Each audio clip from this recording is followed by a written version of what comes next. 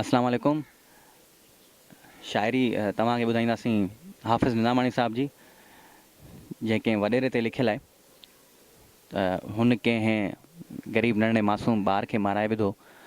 पोइ उन ते हो त पक अथमि कंहिं पाप जे ख़ातिर तो त वॾेरा वात पटियो, मूं न ॾिठो पर ॿियनि ॿुधायो रईस वेठे को लाश लचियो।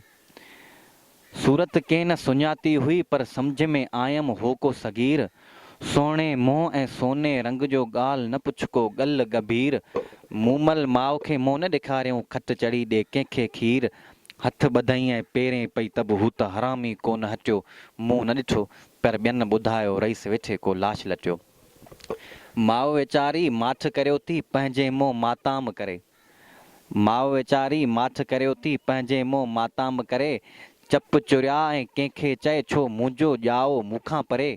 हिकिड़ी साहत हेॾां करियो हथ लायां कुझु हांव ठरे, घोड़ा अड़े हिन घरणे सां गॾु कीअं थे निमाणी नीर घुटियो, मूं न ॾिठो पर ॿियनि ॿुधायो रईस वेठे को लाश लचियो।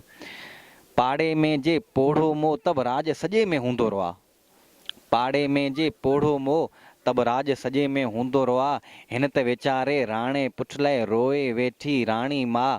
ॻोठ धणियुनि खे ॻहनि न ईंदो ॻाल्हि भले पियो हाफ़िज़ ॻाह, नेठ त पवंदी तिन खे नोड़ी काल जिनी हो केस खटियो, मूं न ॾिठो पर ॿियनि ॿुधायो रईस वेठे को लाश लचियो।